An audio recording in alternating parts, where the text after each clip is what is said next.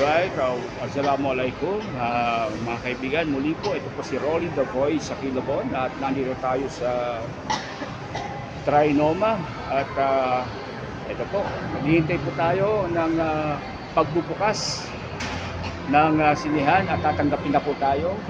Papasukin tayo sa loob. Ika nga, mag-aantapay lang po tayo ng konti.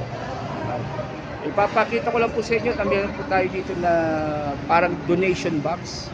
At meron silang mga ibinebenta sa murang halaga lamang po, ano. Ayan makikita po ninyo. Ayan. Akala ko nung una pwede mag-donate, hindi pala, bawal daw sa kanila. Kinakailangan daw is bumili ng product nila.